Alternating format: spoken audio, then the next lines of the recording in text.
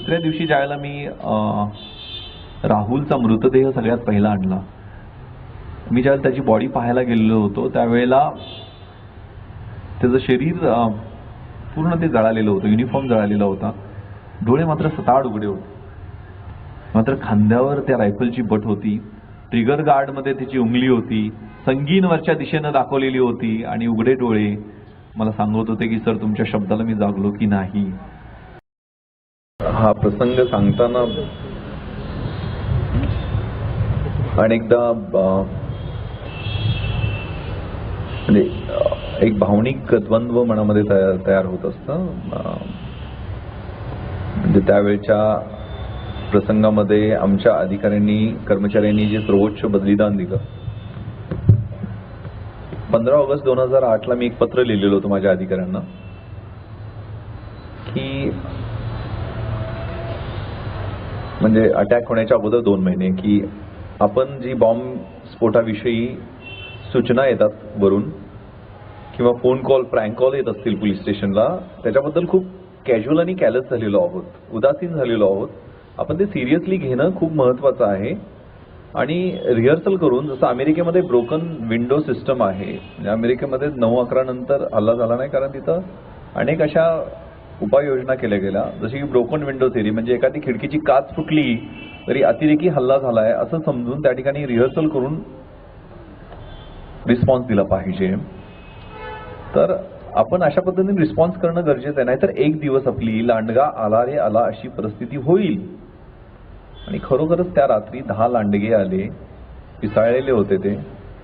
166 निरपराध लोकांचे, त्यात आमचे 18 शहीद अधिकारी पण होतात, कर्मचारी होतात, त्यांचे जीव घेऊन गेले. मी साऊथ मुंबईचा DCP होतो. जून 2008 माझी तिथं पोस्टिंग झालेली होती. त्यामुळे घटनेच्या अगोदर 5 महिने, घटनेच्या दरम्यान आणि घटनेच्या नंतर 1.5 वर्ष मी तिथं DCP होतो. त्यामुळे ते मुंबईच्या मानसिकतेमध्ये, मुंबई पोलिसांच्या मानसिकतेमध्ये आणि माझ्या स्वतःच्या मानसिकतेमध्ये म्हणजे स्थित्यंतर झाली, ती माझ्या आयुष्याला कलाटणी देणारी होती.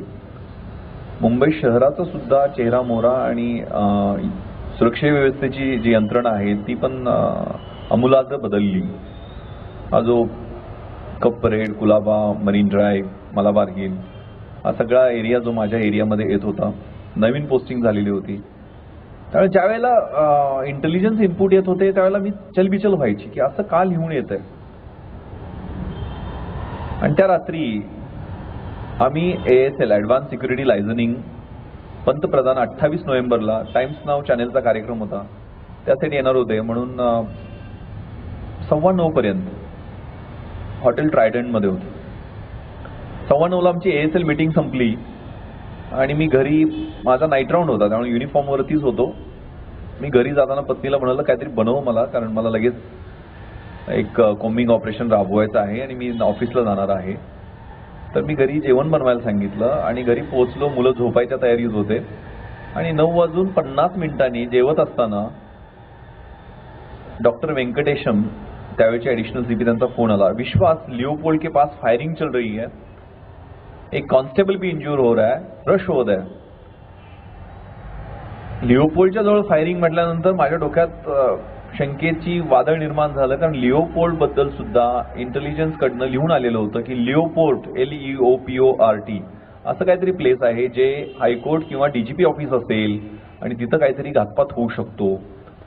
पण आम्ही त्याचं अनालिसिस करून हे लिओपोल्डच असू शकतं, कारण या ठिकाणी परकीय नागरिक मोठ्या प्रमाणावर बियर प्यायला येतात, हा पॉप्युलर जॉईंट आहे, त्यामुळे त्या ठिकाणी तुम्हाला विश्वास बसणार नाही. पण प्रधान कमिशनचा रिपोर्ट तुम्ही वाचलात तर त्यामध्ये आमच्या पोलीस यंत्रणेचं आणि महानगरपालिकेचं कौतुक केलेलं आहे. परमेश्वरानं सिग्नल दिला तशा पद्धतीनं 24 तारखेला 2 दिवस अगोदर मी त्या लिओपोल्डच्या समोर गेलो आणि तिथनं वायरलेसवर कॉल दिला, जो कंट्रोलला रेकॉर्ड झाला की या ठिकाणी जर बॉम्ब ब्लास्ट झाला तर अनेक निरपराध लोक जे हॉकर्स आणि तिथल्या रस्त्यावर असणाऱ्या छोट्या मोठ्या व्यवसायाकडे खरेदी करायला येतात ते मरून जातील. त्यामुळे या ठिकाणी हा रस्ता, आताही तुम्ही कुलाबा कॉजवेला गेला तर प्रचंड गर्दी असते आणि तो एरिया 193 हॉकर्स आम्ही चार्ज मारून पूर्ण एरिया साफ केलेला होता. 24 आणि 25ला पूर्ण तो कुलाबा कॉजवे साफ केलेला होता. त्यामुळं ज्यावेळेला टेररिस्टनी आतमध्ये लिओपोल्डमध्ये माणसं मारली, फायरिंग केलं, बाहेर येऊन जे रॅन्डम फायरिंग केलं त्यात एकही माणूस मेला नाही. त्याचं क्रेडिट पोलीस आणि बीएमसीला त्यावेळेला, म्हणजे बीएमसीला आम्हीच बोलवून घेतलेलं होतं, त्या यंत्रणांना दिलं. कारण लिओपोल्ड म्हटल्यानंतर माझ्या डोक्यात वीज चमकली, हे वेगळं काहीतरी दिसतंय. मी माझ्या बॉडीगार्डला सांगितलं तुझी पिस्टल लोड कर. मी पण खाली आलो, गाडीत बसलो. त्यावेळेला मी इन्स्पेक्टरच्या क्वार्टर्समध्ये, मुंबईत आल्यामुळे घर मिळालं नव्हतं, इन्स्पेक्टरच्या क्वार्टर्समध्ये राहत होतो. मेट्रो पास करत असेल त्यावेळेला मला त्यावेळेचे डीजीपी एन रॉय साहेबांचा फोन आला की विश्वास, ताज में ग्रेनेड ब्लास्ट और AK-47 की बुलेट्स की आवाज़ें आ रही है, रश हो देयर. तर ताजमध्ये ब्लास्ट आणि AK-47च्या बुलेटच्या आवाजांचं म्हणजे मला काही शंका राहिली नाही, कारण हा टेररिस्ट अटॅक आहे, हा किरकोळ प्रकार नाही आहे. कारण ताजबद्दल सुद्धा लिहून आलेलं होतं की LET लष्कर-ए तैयबा हे ताजवरती हल्ला करण्याच्या प्रयत्नात आहे. आणि 29 सप्टेंबरला हल्ला व्हायच्या अगोदर साधारण 1.25 ते 1.5 महिना मी त्या ताज हॉटेलमध्ये मी काय एक पिस्टल घेऊन स्वतःची हाराकिरी करायला गेलेलो नव्हतो. ताज हॉटेलचा कोपरा मी सिक्युरिटी ऑडिट करून कंप्लीट अनालिसिस केलेला होता. तिथले फायर एक्झिट्स, तिथले स्मोक डिटेक्टर्स, फायर स्प्रिंकलर्स, त्याची आउटर सिक्युरिटी, एक्झिट गेट, त्याचे कुठले तळ घरातल्या असणाऱ्या गोष्टी, या सगळ्या गोष्टींचा डिटेल अभ्यास मी केलेला होता. आणि 29ला 9 तास ते हॉटेल मी पाहिलेलं होतं. आणि 30 सप्टेंबरला मी तिथल्या टॉप मॅनेजमेंट बरोबर 3 तास बैठक घेऊन 28 इलॅबोरेट इन्स्ट्रक्शन्स दिलेल्या होत्या. त्यामध्ये इतक्या स्पेसिफिक इन्स्ट्रक्शन होत्या, परमेश्वरानं मला कदाचित देवाचा सारखा उल्लेख येतोय की नॉर्थकोट गेट हे काचेचं गेट आहे आणि सगळ्यात वल्नरेबल आहे, या ठिकाणी ग्रिल लावा, नाहीतर इथनं टेररिस्ट घुसले तर आपल्याला अडचणीचं होईल. त्या ठिकाणच दुर्दैवानं तिथं गेट लावलं गेलं नाही आयनचं, तिथंच AK-47 तो दरवाजा तोडला त्यांनी आणि तिथूनच ते दे वॉल्टेड इनसाइड. मी 6 कॉन्स्टेबल मेन गेटवरती, ताजच्या मेन सिक्युरिटी एंट्रन्सवरती 6 कॉन्स्टेबल लावलेले होते SLR रायफलसह. दुर्दैवानं 16 नोव्हेंबरला धुळ्याला दंगल सुरू झाली त्यावेळेला, आणि तिथले कॉन्स्टेबल्स आमच्या इन्स्पेक्टरनी दुसऱ्या ठिकाणी जिथं कम्युनली सेन्सिटिव्ह एरिया तिथं डिप्लॉय केले गेले. अशा अनेक गोष्टी आहेत ज्या मी फार विवेचनानं बोलणार नाही. पण ताजवरती असा काहीतरी झालाय म्हटल्यानंतर माझ्या लक्षात आलं की हे टेररिस्ट अटॅक आहे आणि याला खूप चांगल्या पद्धतीने आपल्याला उत्तर द्यावं लागेल. फोन गणगायला लागलेले मीडियाचे, मी फोन फेकून दिला, वायरलेस सेट घेतला आणि वायरलेसवर कम्युनिकेशन सुरू केलं. मी मुख्य दरवाज्यातनं गाडी घेतली नाही, पाठीमागच्या दरवाज्यातनं जिथनं स्विमिंग पूल एंट्रन्स आहे तिथून गाडी घ्यायला सांगितली. सुनील कुडिया ताजचा सिक्युरिटी चीफ तिथं जणू काय माझी वाटच पाहत होता. तो म्हणाला, म्हणजे खाली उतरल्या होत्या, दिस वॉज 9:57-58, कारण CCTV मध्ये सगळे टायमिंग नंतर दिसतात, सगळे व्हिडिओ रेकॉर्डेड आहे CCTV मध्ये. टेररिस्ट 9:40 घुसलेले होते आणि 15 मिनिटांनी मी त्यांच्यानंतर पाठीमागनं घुसलो. तर they are killing people, please do something. म्हटलं शांत राहा, फक्त मला ते कुठं घुसलेत आणि कसे गेलेत. मी आणि माझा बॉडीगार्ड, माझ्याकडे साधी पिस्टल नव्हती, माझ्याकडे ग्लॉक पिस्टल होती. ग्लॉक पिस्टलमध्ये 18 गोळ्या असतात आणि 2 मॅगझिन्स असतात. पण तुलनेनं माझ्या 40 गोळ्या आणि प्रत्येक अतिरेकी, ताजमध्ये 4 अतिरेकी होते, इतर ठिकाणी 2-2 अतिरेकी होते. प्रत्येक अतिरेक्याकडे एक AK-47, 6 डबल मॅगझिन, म्हणजे एका मॅगझिनमध्ये 30 गोळ्या, असे 6 डबल मॅगझिन आणि सुट्ट्या 150 ते 170 गोळ्या, प्लस एक ॲडिशनल पिस्टल विथ 60 राऊंड्स, 20 ते 25 ग्रेनेड, म्हणजे एक ग्रेनेडचा ब्लास्ट झाल्यानंतर 25 मीटरमधला माणूस कॅज्युअल्टीमध्ये जाऊ शकतो, आणि एक 8 किलो RDXचा प्लॅस्टिकच्या बॅगेमध्ये बॉम्ब मोठा. असं प्रत्येकाकडे एवढी सामुग्री होती, एवढं मृत्यूचं सामान घेऊन ते आलेले होते त्या हॅव्हरसॅकमध्ये, आणि ते ट्रेन 21-22 वर्षाचे सगळे टेररिस्ट. त्यामुळे आम्ही त्या तुलनेत ते ऑड बॅटलच होतं. पाठीमागनं घुसलो, फर्स्ट फ्लोअरवरती 2 मुली रक्ताच्या थरोळ्यात होत्या, खाली तर अनेक जणांच्या डेड बॉडीज पडलेल्या होत्या. आम्ही यायच्या अगोदर त्याने 21 माणसं मारलेली होती. त्या 2 मुलींना तिथले 2 सिक्युरिटी गार्ड पाठवून त्यांना पाठवून दिलं, आणि गोळ्यांचे आवाज ज्या दिशेने येत आहेत क्रिस्टल हॉलकडून तिकडं आम्ही जाण्याचा निर्णय घेतला. आणि जो रॉयल स्टेअर केस आहे, तुम्ही पाहिला असेल, तो रॉयल स्टेअर केसवरती 3 अतिरेकी पाठमोरे मला सुनील कुडियानी दाखवले. त्यांच्याकडे AK-47 हॅव्हरसॅक्स होत्या. क्षणाचाही विलंब न करता अगदी कमी डिस्टन्स, 10 डिस्टन्स असेल, मी माझं पिस्टल ऑलरेडी कॉक केलेलं होतं. 3 राऊंड मी त्यांच्यावर फायर करू शकलो. जी खूप क्रुशियल फायरिंग, या मेडल मिळताना त्या क्रुशियल फायरिंगचाच उल्लेख खूप महत्त्वाचा. एका अतिरेक्याच्या पायावर गोळी लागली आणि त्यामुळं ते क्रिस्टल हॉलमध्ये न घुसता, क्रिस्टल हॉलमध्ये लग्न चालू होतं, अमित वेड्स वर्षा, त्या लग्नाचे अनेक 300-400 लोक तिथं दबा धरून बसलेले होते, कारण फायरिंग सुरू झाले माहीत होतं, पण त्या क्रिस्टल हॉलमध्ये मोठ्या प्रमाणावर लोक होते. आणि त्यांनी मग आम्हाला वॉलचा कव्हर होता, कारण रॉयल स्टेअरकेस मध्ये वॉलच्या पाठीमागनं आम्ही त्यांच्यावर फायर करू शकलो दाबा धरून. पाठीमागे AK-47चा बस्ट आला. 3-4 सेकंदानंतर पुन्हा मी पाहिलं, त्यावेळेला ते गायब झालेले होते. मला सुनीलला सांगितलं की आम्हाला योग्य त्या, म्हणजे वेपन महत्वाचं असतं पण त्यापेक्षा जास्त महत्वाची पोझिशन असते. डॉमिनेटिंग पोझिशनवरनं म्हणजे उंचीवरनं आपल्याला चांगल्या पद्धतीनं डॉमिनेट करता येतं. त्यामुळे 6व्या मजल्यावर म्हणजे टॉप फ्लोअरवर घेऊन चल. 6व्या मजल्यावर आम्ही एक्झिट, जो फायर एक्झिटचा दरवाजा आहे त्याच्यातनं आम्ही 6व्या मजल्यावर गेलो. I knocked almost every door. म्हणजे दुर्दैवानं त्या करंबी कागची फॅमिली जी मृत्युमुखी पडली फायरमध्ये 3 वाजता, त्याचाही दरवाजा मी नॉक केला. सबीना सहगल जी टाइम्स ऑफ इंडिया, तिचाही नॉक, पण कोणी उघडायला तयार नाही, कारण त्यांना पोलीस आहेत का टेररिस्ट आहेत ही गोंधळाची परिस्थिती होती. 6वा चेक केला, 5वा चेक केला, 4था चेक केला, 3रा आणि 2रा ऑलरेडी चेक केलेला होता. खाली आलो, आम्हाला वाटलं 11 वाजलेले होते. 1 तासात एकही गोळी फायर नाही, कारण त्यांना हे सडन अटॅक पोलिसांकडनं होईल हे अपेक्षितच नव्हतं. 11 वाजता ज्यावेळेला आम्ही खाली आलो, ते खाली आल्यानंतर मी म्हटलं की हे निघून गेले बहुतेक, आता आपल्याला पेरिफेरीन शोधावे लागतील. तेवढ्यात 2 ग्रेनेडचे ब्लास्ट त्या रॉयल स्टेअरकेसच्या खालच्या लॉबीमध्ये झाले. तिथलं शँडेलियर तुटून खाली आलं. ते हादरवून ठोकणारे ब्लास्ट होते. मग 2 राऊंड आम्ही फायर केले परत वरच्या दिशेने, कारण त्यांना कळालं पाहिजे की पोलीस आहेत, त्यांना काउंटर अटॅक होतोय. आणि मी गेटवरती गेलो. गेटवरती 2 मिसरुडीनं फुटलेली 2 मुलं, राहुल शिंदे आणि समाधान मोरे. राहुलला तर 3च्या गोळीबारात तो शहीद झाला. ही 2 पोरं जिप्सी खाली दबा धरून बसलेली होती ना. म्हटलं बाहेर या. किती राऊंड आहेत? तर 30 राऊंड आहेत. कुठली गन आहे? 303 रायफल आहे. म्हटलं आपल्या आयुष्यात याच्यापेक्षा देशासाठी मारायची किंवा मरायची संधी परत येणार नाहीये.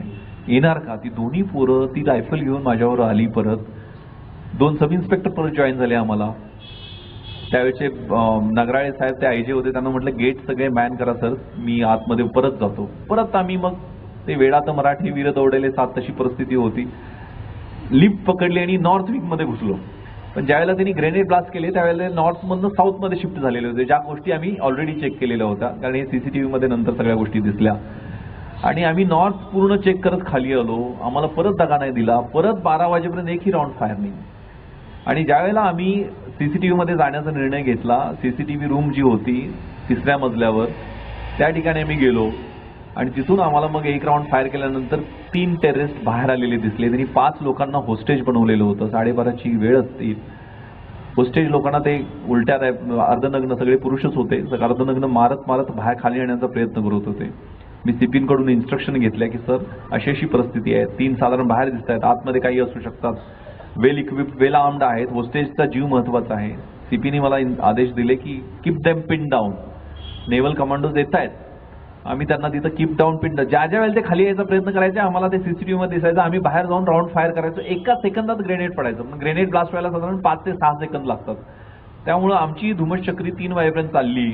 3 वाजता मात्र त्यांनी ग्रेनेड मोठा ब्लास्ट केला डोममध्ये. आणि आमचं लोकेशन त्यांना कळालं. तुम्हाला माहिती आहे ताज हे नक्षीकाम आणि लाकडाचं काम सगळं होतं. त्यांनी पूर्ण आमच्या फ्लोअरवरती लाकडाच्या कामावरती इतके ब्लास्ट केले ग्रेनेडचे की ते पूर्ण आग लागली. आमच्या रूममध्ये धूर आणि जाळ दोन्ही यायला लागला. आता इथं गुदमरून मरण्यापेक्षा बाहेर जाऊन लढाई करून मारायचा आम्ही निर्णय घेतला.